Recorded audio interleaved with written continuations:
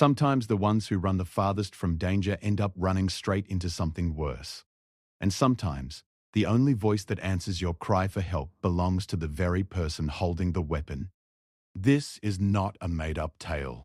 This is a story that unfolded in the cold, unforgiving wilderness where survival meant everything and mercy was a word nobody understood. Before you read any further, ask yourself one question. If you were broken, bleeding, and trapped with no way out, would you beg for rescue, or would you beg for it all to end? The answer might seem obvious right now, but by the time you reach the end of this story, you might change your mind completely. It all started in a small village that sat on the edge of a dense forest in Eastern Europe. The village had no proper name that outsiders would recognize. The people who lived there simply called it home. It was the kind of place where everyone knew everyone, where doors were never locked, and where the biggest concern on any given day was whether the rain would come in time for the crops. Life was slow. Life was predictable. And for a young boy named Alexander, life was unbearable. Alexander was born into a family that had very little. His father, Gregor, was a woodcutter who spent most of his days deep in the forest chopping timber and hauling it back to the village to sell. His mother, Yelena, worked in a small bakery owned by a woman who paid her almost nothing but gave her leftover bread at the end of each day. That leftover bread was often the only meal the family had.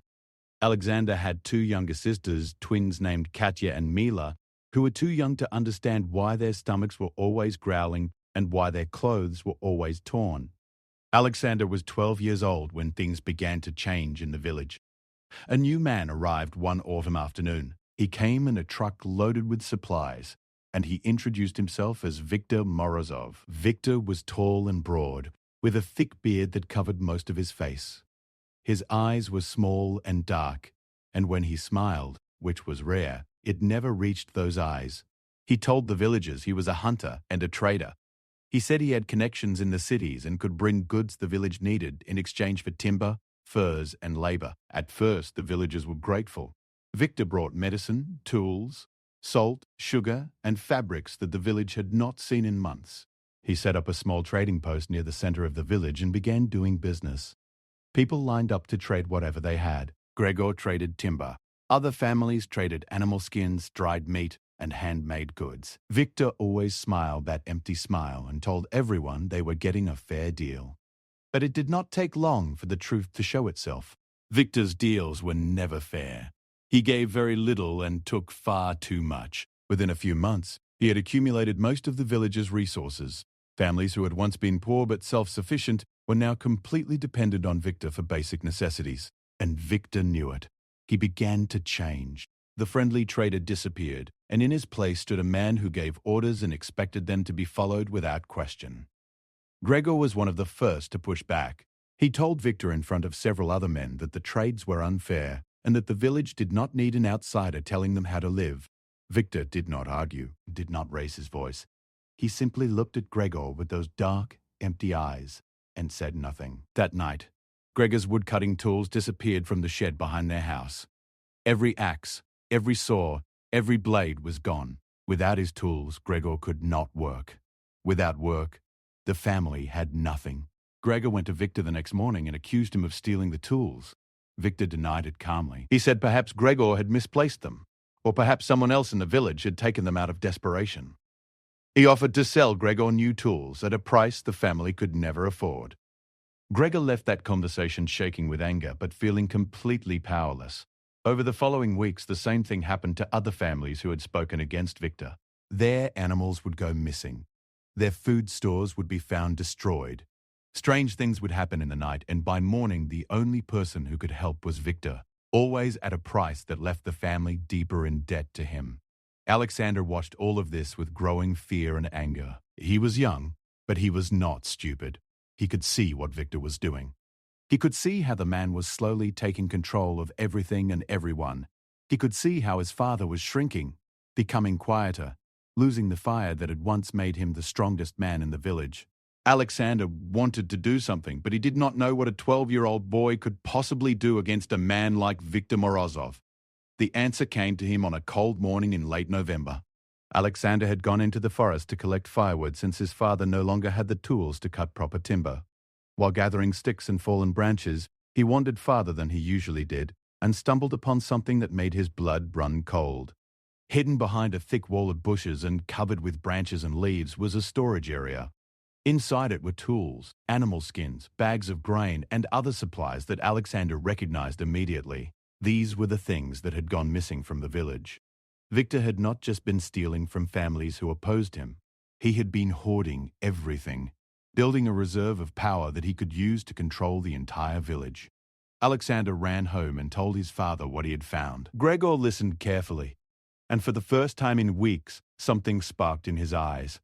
He told Alexander to keep quiet about the discovery and not to tell anyone else. That night, Gregor gathered a small group of men he trusted and told them what his son had found. They made a plan. They would go to Victor's hidden storage, take back what was theirs, and confront Victor as a united group. Strength in numbers, Gregor said. Victor could not fight the entire village. But villages are small places, and secrets do not stay hidden for long. Someone in the group, Alexander never found out who, told Victor about the plan. The next evening, Victor came to the family's house with 3 men that nobody in the village had ever seen before. They were rough-looking men with hard faces and cold eyes, the kind of men who did not need to threaten you because their presence alone was threat enough. Victor stood in the doorway of the small house and looked at Gregor. He did not yell. He did not curse. He spoke in a low, steady voice that was somehow more terrifying than any shout could have been. He told Gregor that he knew about the plan. He told him that it was a very foolish idea. He said that the village belonged to him now, and anyone who tried to change that would face consequences that they could not imagine. Gregor stood his ground. He told Victor to leave his home and to leave the village. Victor smiled that empty smile and nodded slowly. Then he turned and walked away with his 3 men following close behind. For a moment, Gregor felt a surge of hope. But that hope died quickly. 2 nights later, the family's house caught fire. It started in the middle of the night while everyone was sleeping. Alexander woke to the smell of smoke and the sound of his mother screaming. The flames were spreading fast, eating through the dry wooden walls like they were paper. Gregor grabbed the twins and pushed them through a window. Yelena followed.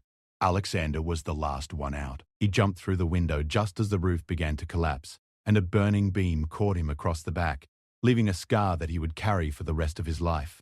The family stood in the cold night air and watched their home burn to the ground. Everything they owned was inside.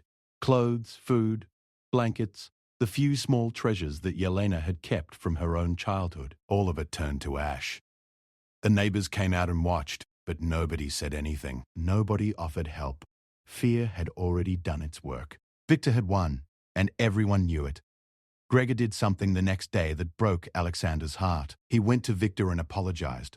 He lowered his head and told Victor that he had been wrong, that he was sorry, and that it would never happen again. Victor accepted the apology graciously and even offered the family a small room in a building near his trading post.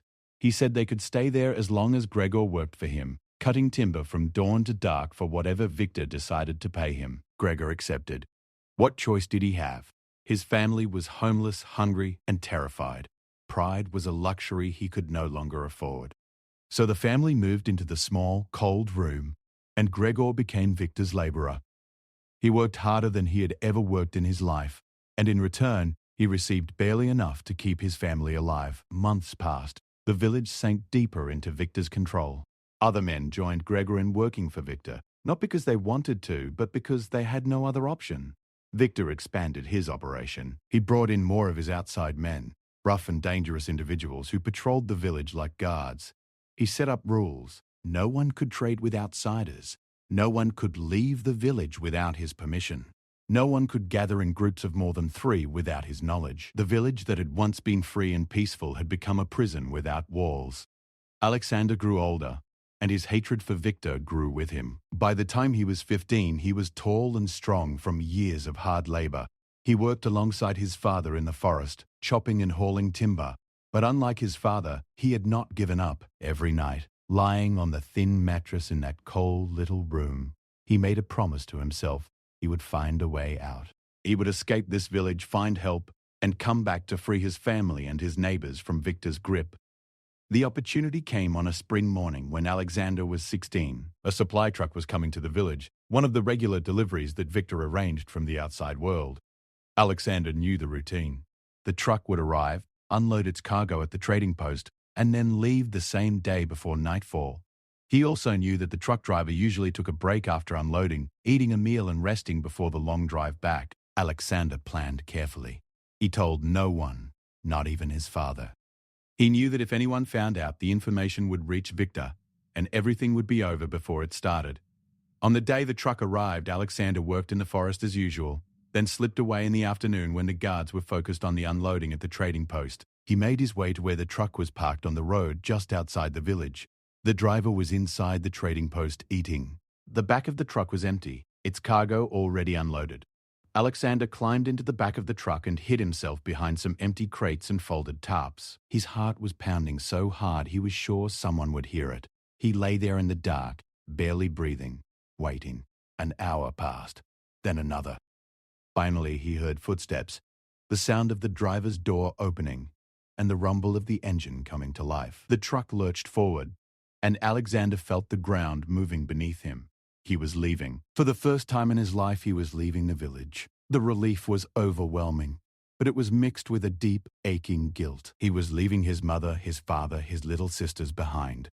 He told himself it was temporary, that he was going to find help and come back for them. But a small voice in the back of his mind whispered that he might never see them again. The truck drove for hours along bumpy, unpaved roads that shook Alexander's entire body. He did not know where they were going, and he did not care. Anywhere was better than the village under Victor's control. As the hours passed, exhaustion overtook him, and despite the fear and the adrenaline, he fell asleep. He woke to silence. The truck had stopped. Alexander listened carefully but heard nothing. No engine, no footsteps, no voices. He waited for several minutes, then slowly pushed aside the tarps and crates and peered out. The truck was parked at the edge of a dirt road, surrounded by dense forest on all sides. The driver was gone. Alexander did not know if the man had gone into the trees to relieve himself or if he had stopped for some other reason, but he knew this might be his only chance. He climbed out of the truck and looked around. The forest here was different from the one near his village. The trees were taller and thicker, the undergrowth was denser, and there was a heaviness in the air that felt almost alive. Alexander did not know which direction to go. He had no map, no compass, no supplies. All he had were the clothes on his back and the burning determination in his chest. He chose a direction and started walking. He walked for the rest of the day, pushing through bushes and climbing over fallen trees. As the sun began to set, the temperature dropped rapidly. Alexander had not prepared for how cold the nights could be this deep in the forest. He found a hollow beneath a large fallen tree and crawled inside, pulling leaves and branches over himself for warmth. He was hungry, thirsty, and more alone than he had ever been in his life. That first night in the forest was the longest night Alexander had ever experienced. Every sound made him jump. The crack of a branch, the rustle of leaves, the distant howl of an animal he could not identify. He did not sleep. He lay there shivering, staring into the darkness, and wondering if he had made a terrible mistake. When morning came, he crawled out of his shelter and kept walking. He found a small stream and drank deeply, the cold water shocking his empty stomach. He looked for berries or anything edible but found nothing he recognized as safe. The forest was vast and unfamiliar, and Alexander began to realize that escaping the village was only the first step. Surviving the wilderness was a challenge he had not fully considered. He walked for 3 more days. By the 3rd day, his body was beginning to fail him. He had found a few handfuls of edible plants and some mushrooms that he hoped were not poisonous, but it was not enough. His legs were weak, his vision was blurring, and the scar on his back from the fire was aching in the cold. He was lost. Completely and utterly lost in a forest that seemed to go on forever in every direction. On the 4th morning, Alexander heard something that made him stop in his tracks. It was a sound he recognized instantly, one that sent a chill down his spine that had nothing to do with the cold. It was the sound of dogs barking, not wild dogs, trained dogs, hunting dogs. And they were getting closer. Alexander's first instinct was to run, and he did. He ran as fast as his weakened legs could carry him, crashing through the undergrowth with no thought for direction or stealth. The barking grew louder, closer. He could hear men's voices now, shouting commands to the dogs. He ran harder, his lungs burning, his legs screaming in protest. Then his foot caught on a root hidden beneath the leaves, and he went down hard. He flew forward and hit the ground with a force that knocked the air from his lungs. He tried to get up but felt a sharp, blinding pain in his left leg. He looked down and saw that his ankle was twisted at an angle that no ankle should be. The pain was so intense that black spots danced across his vision, and for a moment he thought he was going to pass out. But he did not pass out. He lay there on the cold forest floor, clutching his broken ankle, listening to the dogs getting closer and the men's voices growing louder. And in that moment, something inside Alexander changed. The fear, the anger, the determination, all of it melted away and was replaced by something he had never felt before. It was a deep, quiet exhaustion that went beyond his body and reached into his very soul. He was tired. Tired of running, tired of fighting, tired of a life that had been nothing but pain and struggle from the very beginning. Dogs found him first. Two large animals with powerful jaws and wild eyes. They circled him, barking and snarling, but they did not attack. They were trained to find, not to kill. Then the men appeared. There were 3 of them, dressed in heavy clothing and carrying rifles. They looked down at Alexander with expressions that held no sympathy, no concern, nothing but cold assessment. One of them, the tallest of the 3, stepped forward. He had a weathered face and eyes that had seen more cruelty than kindness. He looked at Alexander's twisted ankle and then at the boy's face. He did not ask if Alexander was all right. He did not offer water or food. He simply looked at him the way a man looks at an animal caught in a trap, with a mixture of curiosity and indifference. Alexander looked up at this man, this hunter, and felt the last spark of hope flicker and die inside his chest. He was broken. His body was shattered. His spirit was crushed, and the world he had tried so desperately to reach was still impossibly far away. The words that came out of his mouth were not planned. They were not dramatic. They were just the honest truth of a boy who had nothing left. He whispered to the hunter, in a voice so quiet it was almost lost in the wind through the trees. He said the words that no 16-year-old should ever have to say, words that carried the weight of every hungry night, every burning house, every stolen freedom, every mile of desperate running through an endless forest. He looked at the man with the rifle and whispered, "End it fast." For a long moment, nothing happened.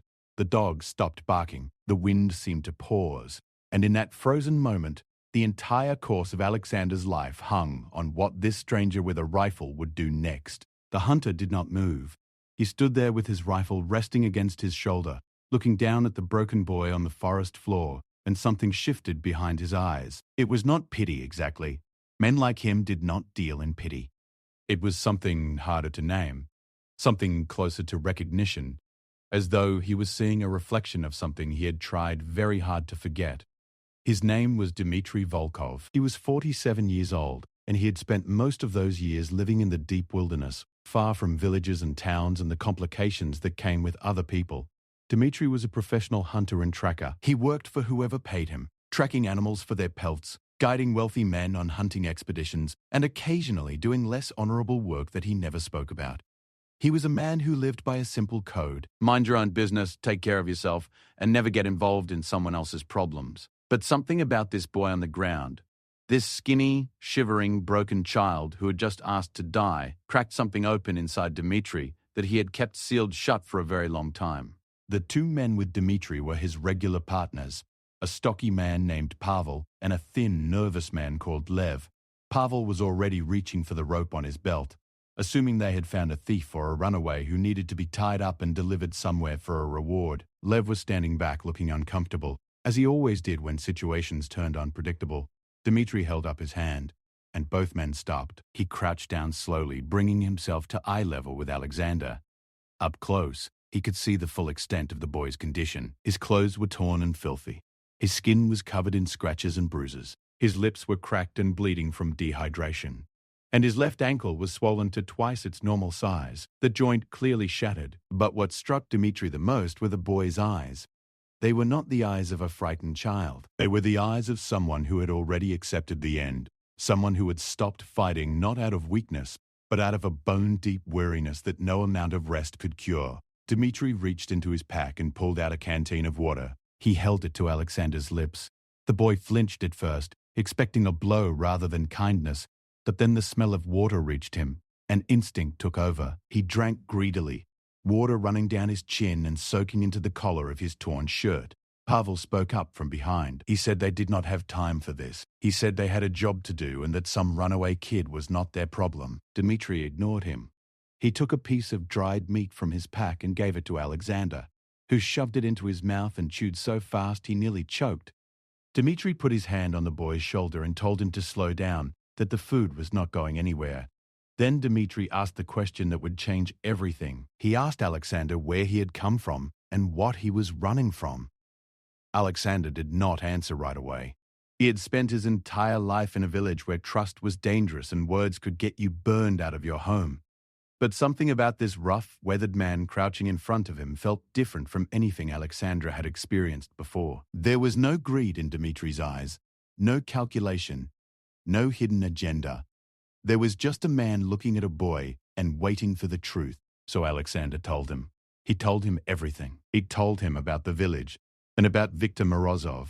He told him about the trading post and the stolen goods, and the way Viktor had slowly taken control of every aspect of village life. He told him about his father's resistance and the fire that destroyed their home. He told him about the scar on his back and the small room where his family now lived like prisoners. He told him about his plan to escape, to find help, to come back and free his family. And he told him how 4 days of stumbling through an endless forest with no food and no direction had broken that plan apart like dry wood. Dmitri listened without interrupting. When Alexander finished, the hunter was quiet for a long time. He stood up and looked at the forest around them as though he was seeing it for the first time. Then he looked at Pavel and Lev and told them that the hunting trip was over. Pavel started to argue, but Dmitri cut him off with a look that left no room for discussion. Dmitri fashioned a splint for Alexander's ankle using 2 straight branches and strips of cloth torn from his own shirt. It was rough and painful, but it held the joint in place enough to stop the broken bones from grinding together. Then he lifted the boy onto his back and began walking. Alexander was light, far too light for a 16-year-old, and Dmitri could feel every rib pressing against his own back through the thin fabric of the boy's shirt. They walked for hours. Dmitri knew these forests better than any map could show. He had spent decades navigating these trees, reading the land like others read books. He knew where the streams were, where the ground was solid, where the hidden paths ran between the thick undergrowth. He moved with a steady, tireless pace that Pavel and Lev struggled to match. As they walked, Dmitri talked. This was unusual for him. He was not a man of many words. But something about carrying this broken boy through the forest loosened something inside him, and words came out that he had not spoken in years. He told Alexander about his own past.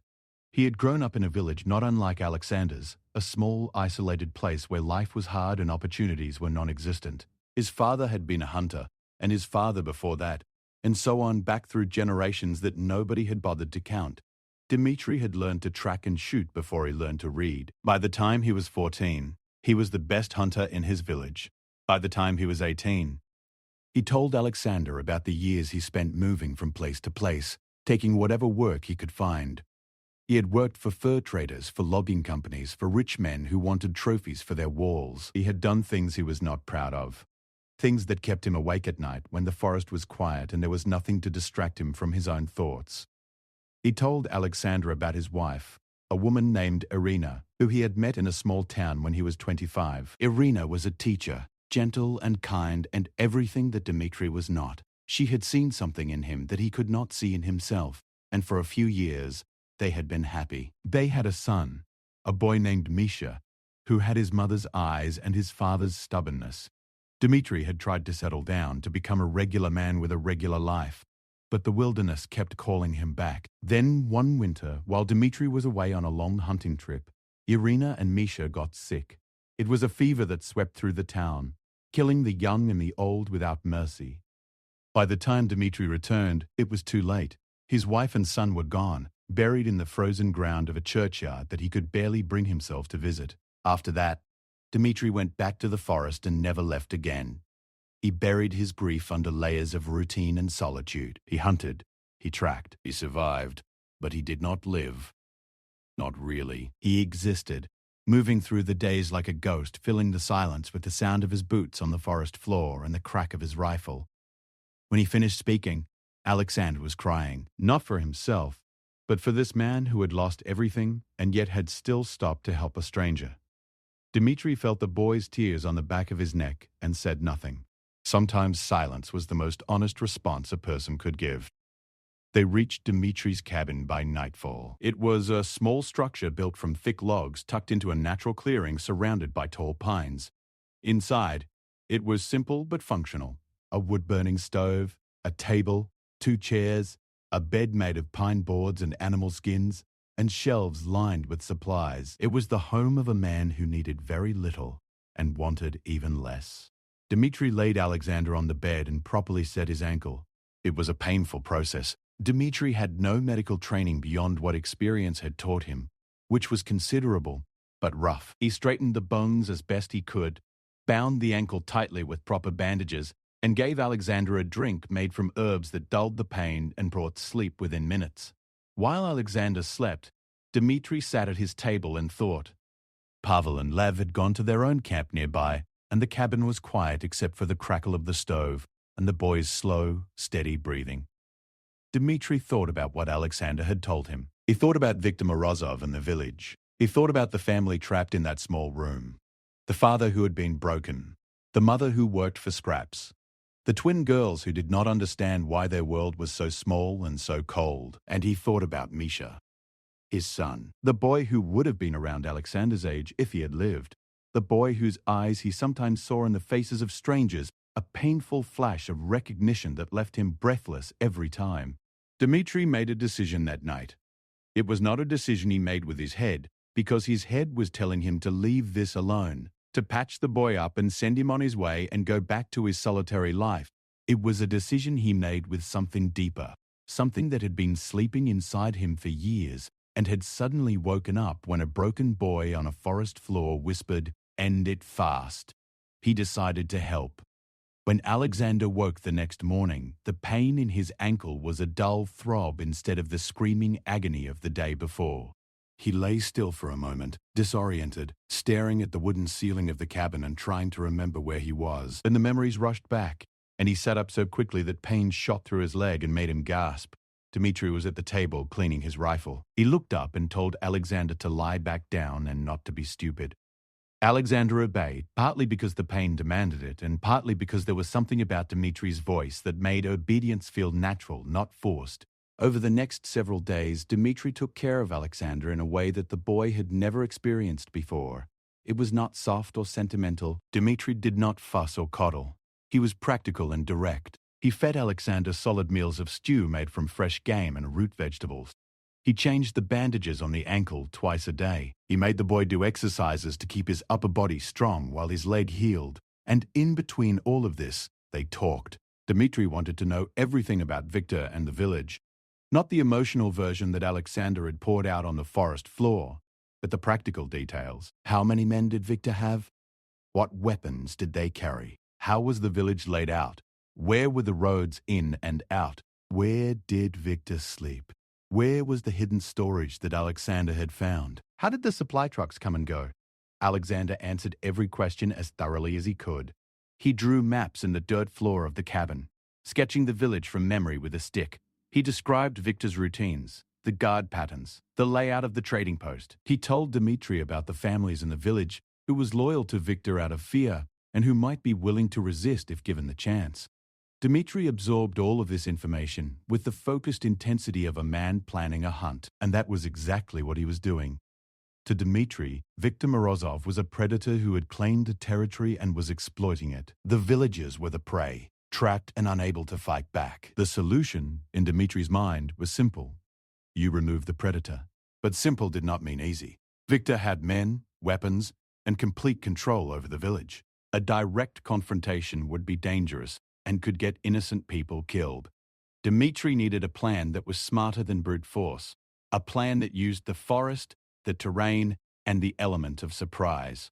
Over the following weeks, as Alexander's ankle slowly healed, Dmitri began his preparations. He sent Pavel to the nearest town, a 2-day journey, to gather information and supplies. Pavel came back with news that was both useful and troubling. Viktor Morozov was known in the region, though not by the name he used in the village. His real name was Viktor Kuznetsov, and he had a history of moving into isolated communities, taking control through manipulation and intimidation, and stripping them of their resources before moving on. He had done this in at least 3 other villages over the past decade. Local authorities either did not know about it or did not care, because the villages were remote and the people were poor and had no voice that anyone with power wanted to hear. This information made Dmitri angry in a way that was quiet and dangerous. He had spent his life avoiding the problems of the world, telling himself that other people's suffering was not his concern. But hearing about Victor's pattern, knowing that this man had destroyed community after community and would continue to do so unless someone stopped him, lit a fire inside Dmitri that would not go out. He also learned something else from Pavel's trip. Victor was expecting a large shipment of goods in 3 weeks. This was not a regular supply run. This was something bigger, a delivery that Victor had been planning for months. The details were unclear, but the word in the nearest town was that Victor was preparing to move on from the village, to take everything of value and disappear to his next target, leaving the villagers with nothing. This gave Dmitri a timeline. They had 3 weeks to act. After that, it might be too late. Alexander's ankle was healing, but it was not healed. He could stand with support and hobble short distances, but running or any kind of physical activity was out of the question. Dmitri told him bluntly that he would not be part of any action against Victor. Alexander argued fiercely. This was his village, his family, his fight. Dmitri listened to the argument and then said no again, and that was the end of it. Instead, Dmitri gave Alexander a different role. He would be the planner, the one who knew the village inside and out and could guide Dmitri's actions from a distance. Together they spent hours going over every detail of the village, refining the maps, discussing every possible scenario and complication. Dmitri also began reaching out to other people in the region. He was a man who had lived in these forests for decades, and while he was not social, he was known.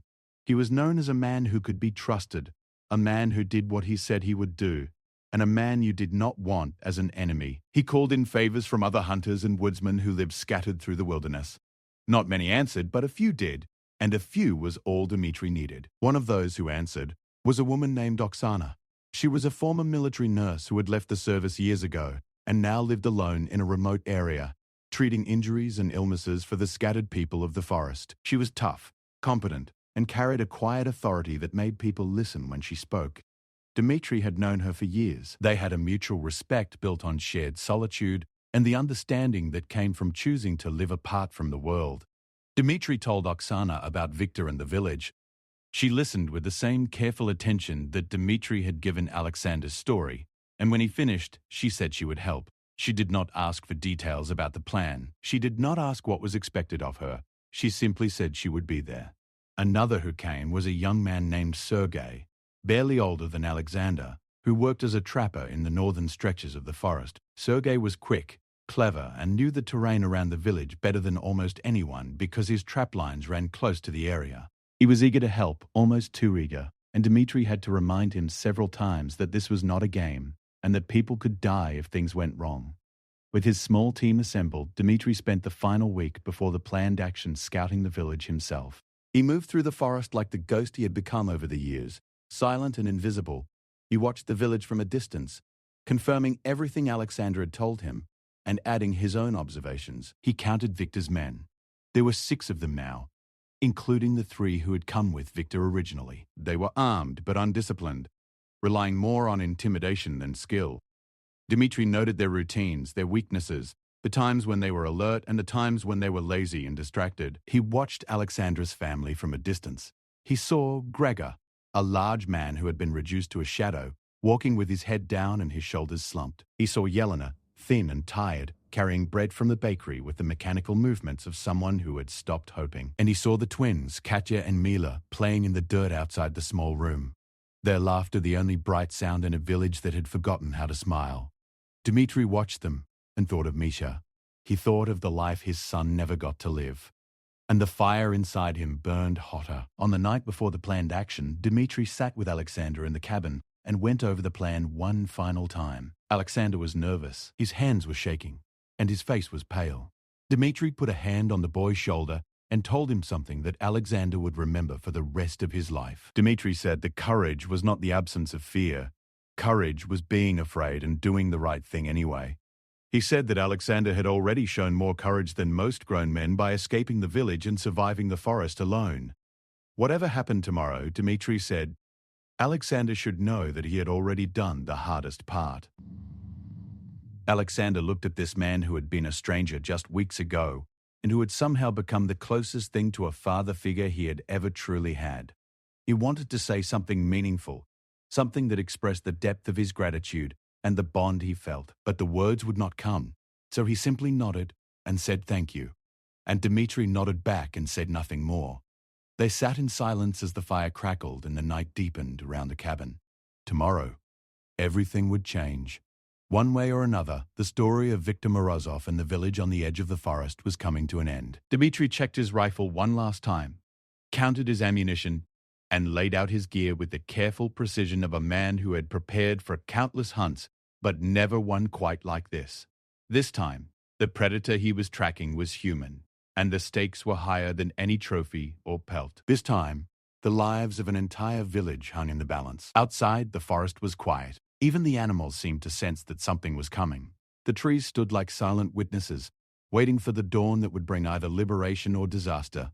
And somewhere in that small room near Victor's trading post, Gregor lay awake in the dark, not knowing that his son was alive, not knowing that help was on its way, not knowing that a hunter he had never met had looked at his broken child and made a choice that would change the fate of everyone in that forgotten village. The night stretched on, heavy with anticipation. And when the first pale light of dawn crept through the trees, Dmitri stood up, shouldered his rifle, and walked out of the cabin without looking back. The dawn came cold and grey, the kind of morning where the sky looks like a sheet of iron and the air bites at any exposed skin. Dmitri moved through the forest with a silence that seemed impossible for a man of his size. Every step was deliberate, every breath controlled.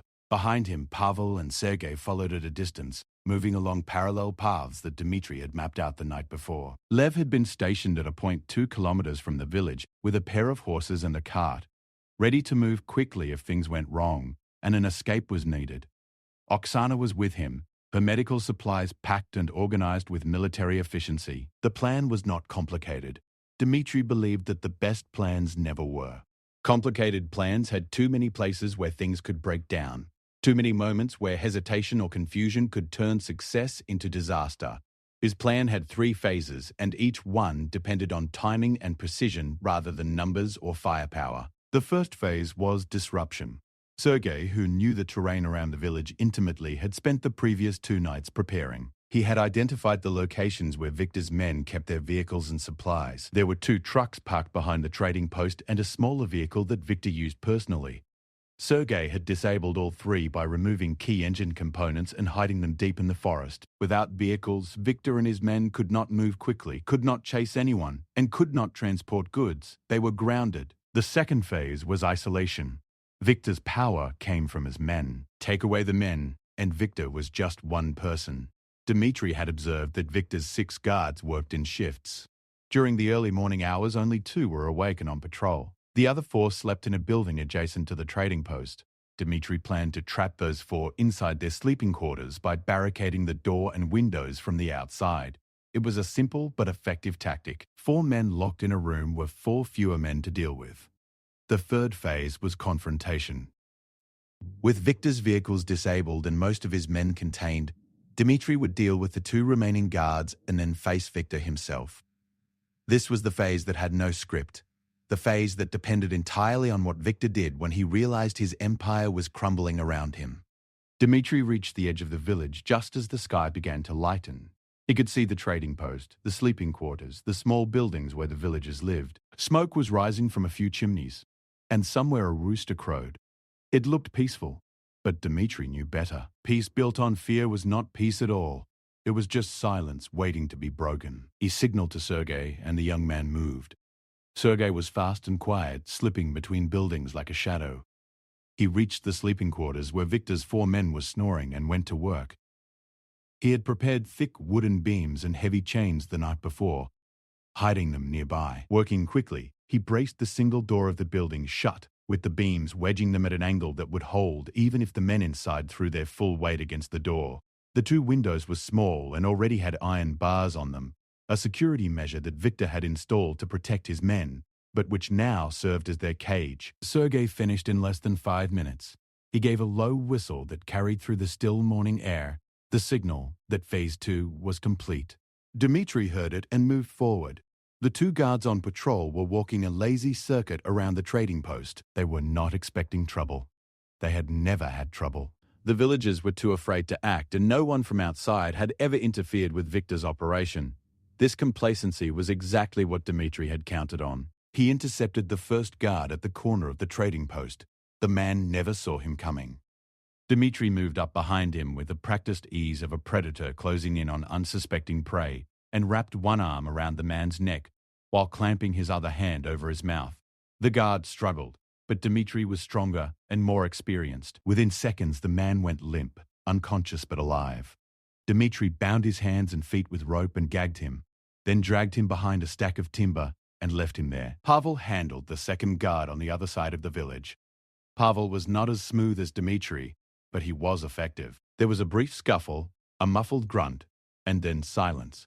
Pavel signaled that the second guard was down and secured. The village was now effectively undefended. Victor's 4 sleeping men were locked in their quarters. The 2 patrol guards were unconscious and bound, and Victor himself was alone in the building he had claimed as his personal residence, a structure that had once been the village meeting hall before Victor had converted it into his headquarters. Dmitri approached Victor's building and stopped at the door. He took a slow, deep breath. Everything up to this point had been preparation. From this moment forward, there was no plan, only instinct and the unpredictable nature of a cornered man.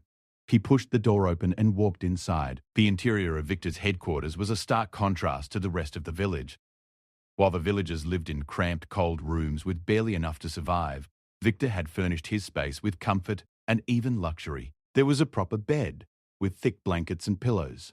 There was a table set with plates and cups that looked like they came from a fine city restaurant. There were shelves stacked with bottles of liquor, tins of expensive food, and boxes of supplies that the villagers had never been allowed to touch. Victor was sitting at the table, eating breakfast. He looked up when Dmitri entered, and for a moment his face showed nothing but mild surprise, as though an unexpected guest had arrived for tea. Then his eyes moved to the rifle in Dmitri's hands, and something shifted in his expression. The mask of calm control flickered, and beneath it, Dmitri caught a glimpse of the real Victor, calculating, dangerous, and not nearly as composed as he wanted the world to believe. Victor set down his fork and leaned back in his chair. He looked at Dmitri with those small, dark eyes and asked who he was. His voice was steady, but Dmitri could hear the slight tension beneath it, the sound of a man rapidly assessing a situation he had not anticipated. Dmitri told him the truth. He said he was a hunter. He said he had found a boy in the forest, a boy with a broken ankle and a broken spirit, who had begged to die rather than live another day under Victor's control. He said the boy had told him everything about the village, about the theft, the intimidation, the fire, the slavery, and he said he had come to end it. Victor was quiet for a moment. Then he laughed. It was not a genuine laugh. It was a performance, a display of confidence meant to unsettle. He told Dmitri that he did not know what the boy had told him, but children were known to exaggerate. He said the village was his legitimate business, that the people were his employees, and that everything he had done was within his rights. He said that if Dmitri had a complaint, he should take it to the authorities, not break into a man's home with a rifle. Dmitri let him talk. He had expected this. Men like Victor always had words, always had explanations, always had a way of making their cruelty sound reasonable. Dmitri did not argue. He did not debate. He simply stood there with his rifle and waited for Victor to finish performing. When Victor realized that his words were having no effect, his tone changed. The pretense of civility dropped away, and the predator beneath was revealed. He leaned forward and told Dmitri that he had made a very serious mistake. He said his men would deal with Dmitri and that the hunter would regret ever setting foot in this village. He said that the boy Dmitri had found in the forest should have died out there, and when this was over, Victor would make sure that Alexander's family paid the price for the boy's foolishness. That was the moment Dmitri made his decision about how this would end. Not with a bullet, though the temptation was almost overwhelming. Dmitri had spent his whole life as a hunter, and he knew that killing was sometimes necessary but should never be the first choice. More importantly, he knew that if he killed Victor, the man would become a ghost, a mystery that was never resolved, and the villagers would spend the rest of their lives looking over their shoulders, wondering if Victor's associates would come seeking revenge. Instead, Dmitri needed Victor alive. He needed him exposed. He needed the world outside this forgotten village to know what had happened here. Dmitri told Victor to stand up. Victor did not move. Dmitri repeated himself, and this time his voice carried a weight that made the air in the room feel heavier. Victor looked into Dmitri's eyes and saw something that finally, truly frightened him. He saw the absolute, unshakable certainty of a man who had nothing left to lose and nothing to prove. Victor stood up. Dmitri marched Victor outside at gunpoint. The morning sun had risen above the tree line, and the village was waking up. Villagers who had come outside to start their day stopped and stared in disbelief at the sight of Victor Morozov, the man who had controlled every aspect of their lives, being walked through the village center with a rifle pointed at his back. Gregor was among those who came out. He stood in the doorway of the small room where his family lived and watched with wide eyes. Behind him, Yelena appeared, and then the twins, who clung to their mother's legs and stared at the scene with the wide-eyed confusion of children who sense that something enormous is happening, but do not understand what. Dmitri spoke to the villagers. He told them that Victor Morozov was not who he claimed to be. He told them that Victor's real name was Kuznetsov, and that he had done this same thing to other villagers before, swooping in like a vulture, taking everything, and leaving people with nothing. He told them about Alexander, how the boy had escaped, how he had been found in the forest broken and begging for death, and how his story had led Dmitri here. At the mention of Alexander's name, Yelena let out a cry that was half sob and half scream. She pushed forward through the growing crowd, asking where her son was. Was he alive? Was he safe? Dmitri told her that Alexander was alive and recovering at his cabin. Yelena collapsed to her knees and wept with a relief so powerful it shook her entire body. Gregor walked forward.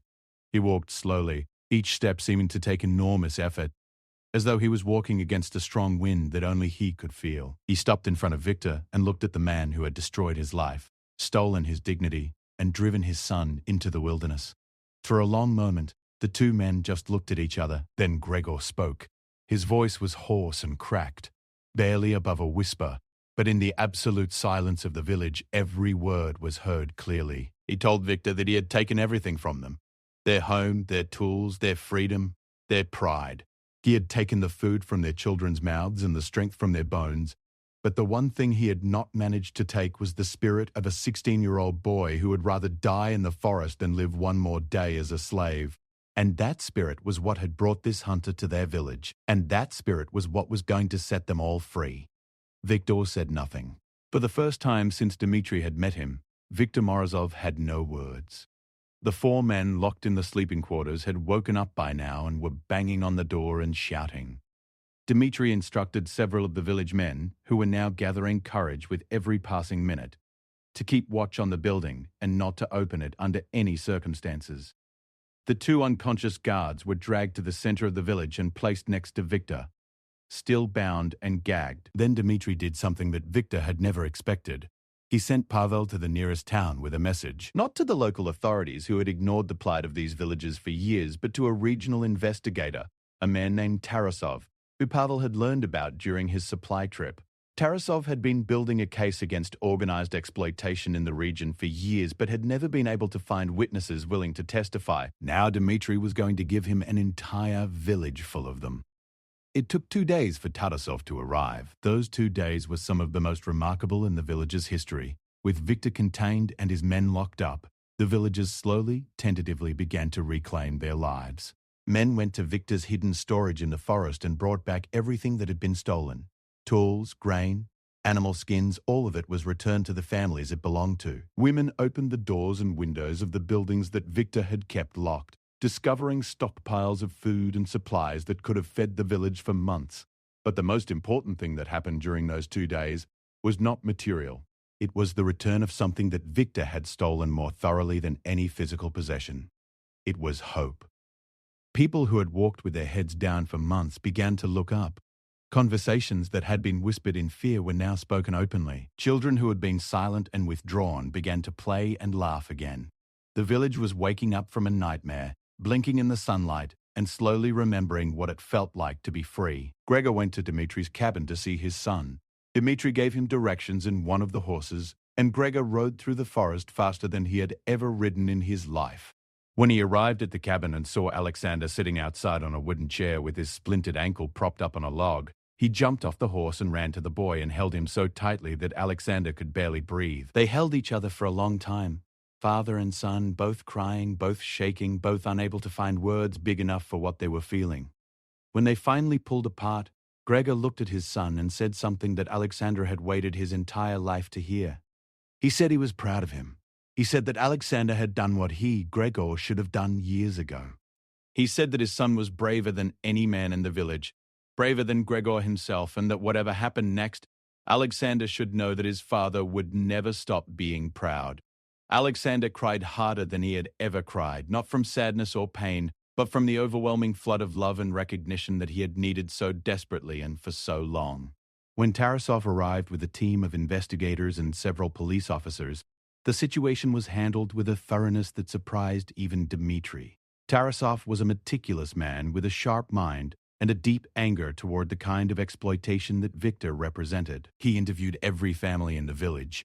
He documented every stolen item, every act of intimidation, every threat. He photographed the hidden storage, the burned remains of Gregor's original home, the small, inadequate rooms where families had been forced to live. He recorded Alexander's testimony, which was the centerpiece of the entire case, the story of a boy who had risked everything to bring the truth out of a place that the world had forgotten. Victor and his men were taken away in the same trucks that had once brought his supplies. As Victor was being put into the back of a police vehicle, he passed close to Dmitri. The hunter was standing near the village entrance, leaning against a tree, watching everything with the quiet, watchful eyes that had earned him his reputation in the forest. Victor stopped and looked at Dmitri, and for a moment the mask slipped completely. Beneath it was not anger or hatred or even fear. It was confusion. Victor genuinely could not understand why this stranger had gone to such lengths for people he had never met. His entire life had been built on the assumption that everyone was selfish, that everyone could be bought or broken, and that no one would ever risk themselves for someone else without expecting something in return. Dmitri looked back at Victor and said nothing. There was nothing to say. Some people would never understand that the world could work differently from how they saw it, and Victor was one of those people. He would go to prison still convinced that he was the smartest person in the room and that everyone else was simply too weak or too stupid to do what he had done. The weeks that followed were a time of rebuilding. The village slowly healed, both physically and emotionally. Homes were repaired. Fields that had been neglected were planted again. The trading post was converted into a community center where people gathered to share meals and stories and the simple pleasure of each other's company. Gregor rebuilt his family's home. This time, other men from the village helped, carrying timber and hammering nails, working side by side in a display of solidarity that would have been impossible just months earlier. The new house was bigger and stronger than the old one. Yelena hung curtains in the windows and planted flowers by the front door. The twins had their own room for the first time in their lives and filled it with the kind of joyful mess that only children can create. Alexander's ankle healed slowly but fully, thanks in large part to Oksana's care. The former military nurse visited regularly, adjusting the splint, monitoring the healing, and scolding Alexander whenever she caught him trying to walk too soon. She had a sharp tongue and a warm heart, and Alexander grew to love her visits. Dmitri stayed at the village longer than he intended. He had planned to leave as soon as Victor was taken away, to return to his cabin and his solitary life in the forest, but something held him there. It was not obligation or expectation. It was something gentler than that, a feeling of belonging that he had not experienced since Irina and Misha had been alive. The villagers treated him like a hero, which made him uncomfortable, but they also treated him like a neighbor, which did not. He helped with the rebuilding. He taught the village men better hunting techniques and showed them how to set traps and track game through the forest. He taught Alexander to shoot, standing behind the boy with patient hands, correcting his grip and his stance until the shots flew true. He sat at Yelena's table and ate her cooking, and listened to the twins tell elaborate stories about imaginary adventures that somehow always ended with them finding treasure. One evening, as the sun was setting and the village was bathed in golden light, Gregor found Dmitri sitting alone on a bench near the edge of the forest. Gregor sat down beside him, and for a while, neither man spoke. Then Gregor said something that surprised Dmitri. He said, "Thank you, but not for saving the village." He said, "Thank you for saving Alexander." for not walking past a broken boy in the forest, for choosing to stop when every instinct must have told him to keep going. Dmitri was quiet for a long time. Then he told Gregor about Misha. He told him about his son who had died, about the grief that had hollowed him out and sent him into the forest to disappear. He told Gregor that when he found Alexander broken and whispering those terrible words, he had seen Misha. Not literally, not in the boy's face or his voice, but in the raw helplessness of a child who needed someone to stop and care. And Dmitri said that in saving Alexander, he had found something he thought was lost forever. He had found a reason to be more than just a ghost moving through the trees. Gregor put his hand on Dmitri's shoulder, and neither man said anything else. The sunset painted the sky in shades of orange and red, and the forest stood tall and quiet around them, witness to a story that had begun with despair and ended with something that neither of them had expected to find. It ended with family. Dmitri never fully moved back to his cabin. He built a small extension on the side of Gregor's new house and became a permanent part of the family. He was not a replacement for anyone or anything. He was simply himself, a quiet, strong presence who sat at the dinner table and helped with the chores and walked in the forest with Alexander and slowly, painfully, allowed himself to love again. Alexander grew up. He became a strong, capable man with a limp that never fully went away and a scar on his back that served as a permanent reminder of the night his world burned down. He became a teacher, like Dmitri's wife Irina had been, educating the children of the village and the surrounding communities. He taught them to read and write and think for themselves, and he taught them something else too, something that could not be found in any book. He taught them that no matter how crushed and fading you feel, no matter how dark the forest gets, there is always a chance that the next person you meet will be the one who changes everything. He taught them that asking for help is not weakness and that the darkest moment of your life might be the doorway to something you never imagined possible. And whenever someone asked him how he knew these things, Alexander would smile and say that a hunter once told him that courage is not the absence of fear. Courage is being afraid and doing the right thing anyway. Years passed. The village grew and thrived. Viktor Kuznetsov was convicted and sent to prison for a very long time. Other villagers that he had exploited were identified and given assistance. The investigator Tarasov used the case to push for greater protections for isolated rural communities. And while the changes were slow, they were real. Dmitri grew old in the village. He never lost his love for the forest, and even in his later years, he could be found walking among the trees, rifle over his shoulder, dogs at his heels, moving with a quietness that age could not diminish. He never forgot Irina and Misha.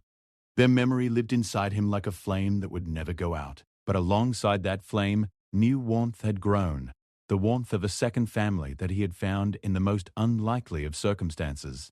On a quiet evening many years later, Dmitri sat on the bench at the edge of the forest where he and Gregor had talked that first sunset. Alexander sat beside him, no longer a broken boy, but a grown man with his own family. They watched the sun go down together.